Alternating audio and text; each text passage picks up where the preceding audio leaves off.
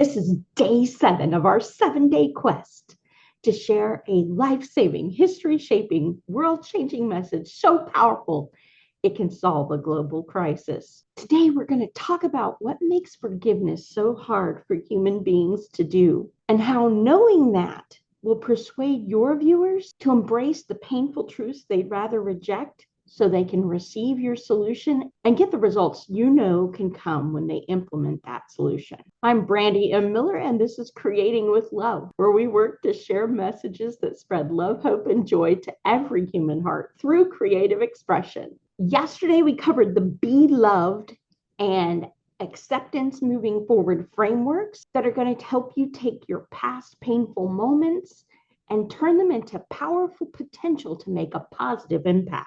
If you haven't yet watched that video, stop now, put a pause on it, and go watch. Then come back. If you're new to this series, stop right now, go back to day 1, and start there. Each day's video builds on the lessons learned from the last one, so you don't want to skip around. Today's challenges and how solving those helps you. The main reason people find forgiving others so hard to do is the same reason most people find writing a good villain so hard to do. It requires looking in the mirror and seeing our own inner villain and acknowledging just how bad we're capable of being. It's not a pretty picture, and it's not a pretty picture. And it's work the brain avoids doing because being lovable is such an essential part of our survival that we will lie, deny, rationalize, or justify any behavior we engage in that we think might make us unlovable, rather than admit even to ourselves that what we've done is really as bad as it is. It's the system of lying, denying, rationalizing, and justifying that makes evils like slavery and the Holocaust possible. Our obstacles and why those matter. The thing about the lies, the rationalization, the justification, and the denial, those things are comfortable. They don't require us to challenge ourselves or grow. They don't force us to change, but they do block us from being able to receive love. And they do keep us trapped in lives that are destructive rather than productive. They keep us running from love rather than allowing us to open up and receive it. If you're going to get your viewers to open up to the truth and put aside the lies, rationalizations, justifications, and denial they've been using to hide themselves from that truth, you've got to know what they're going through and empathize with it. That doesn't mean you excuse it or that you don't challenge it, but that you strive to understand it. What inspired this challenge? In yesterday's video, I talked about the ugly moment I realized that I'd spent 22 years in full denial about my role in the problems my marriage faced. I blamed my husband for them all. And in reality, it was me. Up until that day, I considered myself to be the forgiving one because I was willing to stay in our relationship despite the pain it caused me. Yet once I had that epiphany moment, I suddenly understood that the one that needed true forgiveness wasn't him. It was me. Denial blinded me so thoroughly to the truth of my situation, and it kept me from being able to solve my marital conflicts because I couldn't even see where I was contributing to them.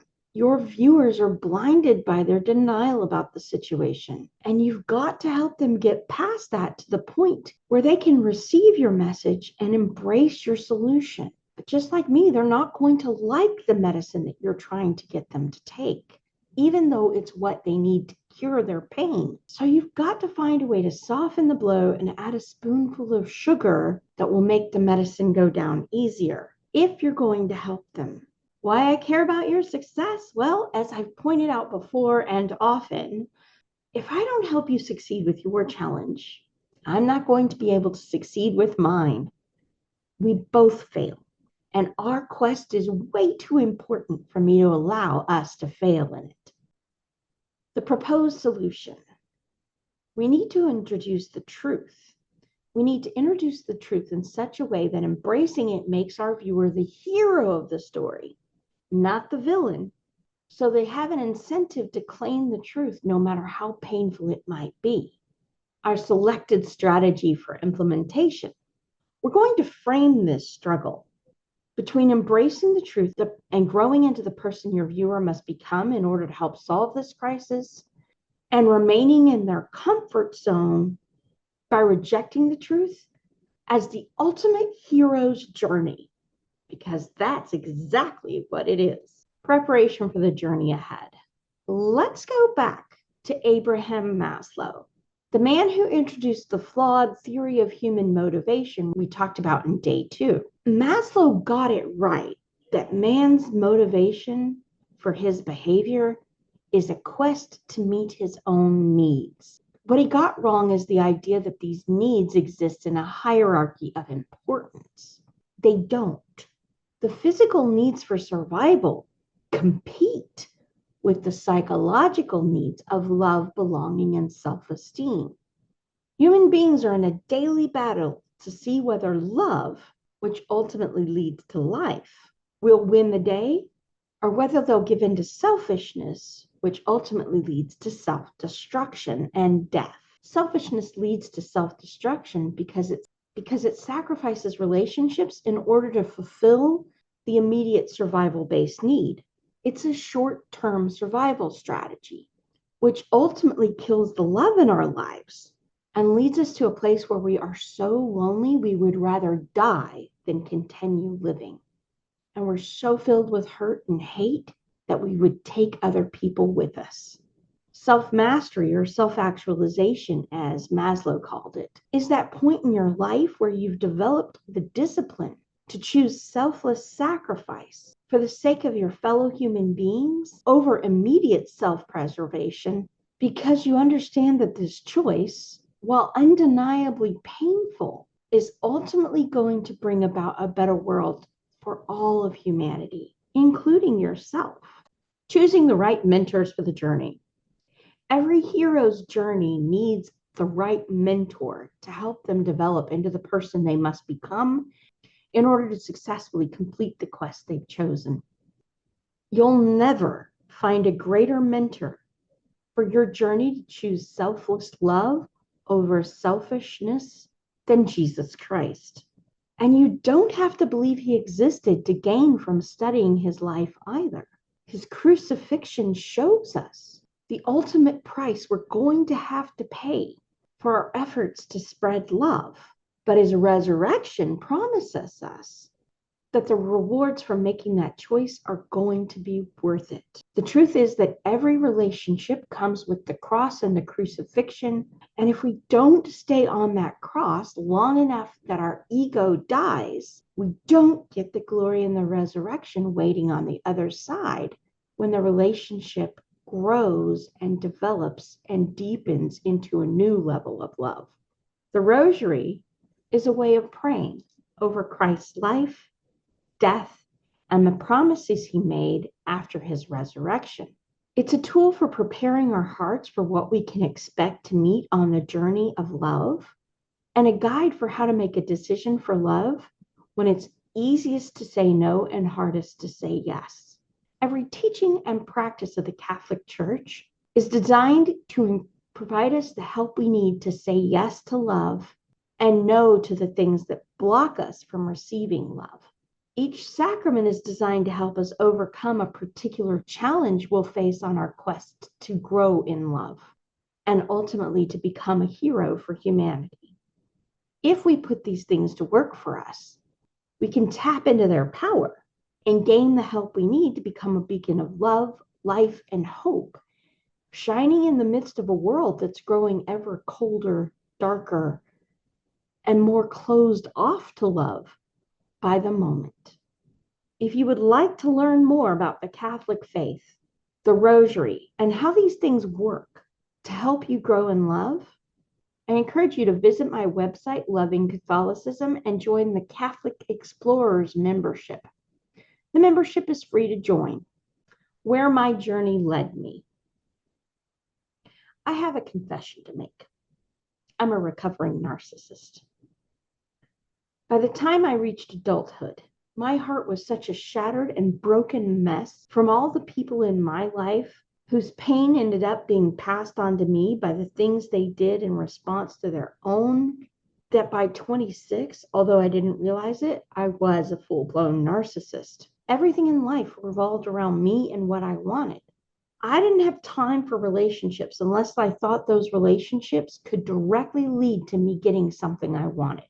The minute I thought someone could no longer do something for me, I dropped them like a hot potato. I could look you in the eyes and straight up lie to you without any guilt whatsoever. And I would do it if I thought it would either help me advance my cause or prevent me from facing the consequences of selfish choices I made. I never, and I do mean never, did anything without expecting something in return from the person I did it for. Now, you're thinking, what about my son? Well, even my son was an extension of my ego. He was my dream personified. And I think that's why I responded the way I did when he told me he wanted to die. As a result, my life was filled with a lot of disappointment and bitterness and heartbreak and depression. I wasn't grateful for anything because all I could see was how empty I was and how much I needed and how much more I needed than whatever it was you gave me happened to be. I wasn't a very pleasant person to be around, and I didn't have many friends at all, as you can imagine. I was lonely and miserable, and being around me was a miserable experience. Fortunately for us both and the world at large, God intervened directly in my life. Over the years, he's taught me the direct benefits of service to others and prioritizing the needs of the people around me over my own immediate gain. He's taught me how to win the daily battle for my heart by training me to see that helping others get what they need is ultimately the key to getting everything my survival instincts tell me I need. Because of his patience with me and the guidance of the teachings of the Catholic Church, I've become a happier, healthier, and more productive human being. God turned this social problem into a living profit for love. Today's homework. It's time to craft our life-saving, history-shaping, world-changing message. Are you ready? I hope so. We've been working toward it this whole time. Your homework today is to answer the following questions. And realistically, this should be somewhat easy because you've been answering them all along.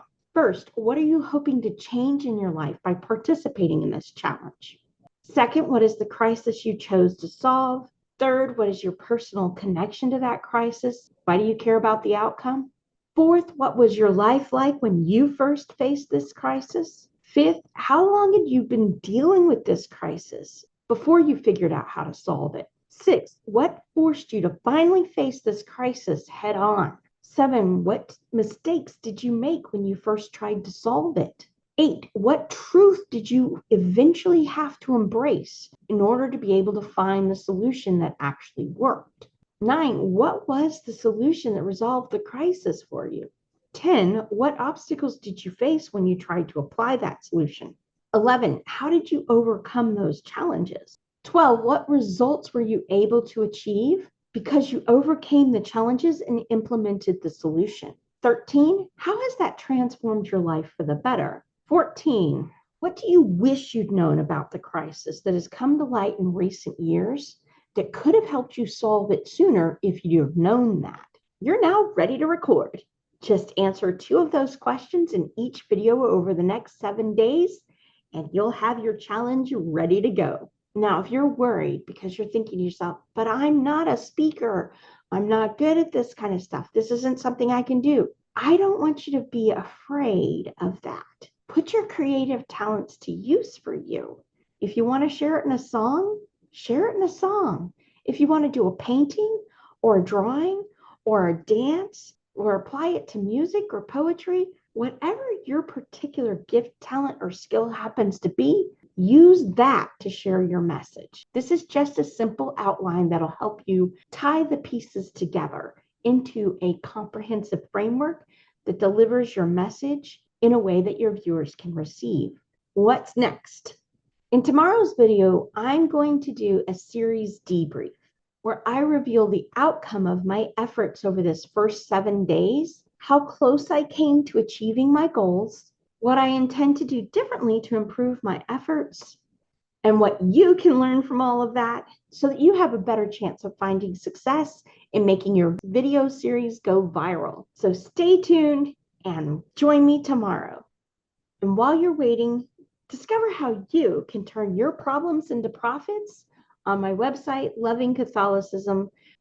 I will put the link in the description below. Thank you for watching and have a blessed day.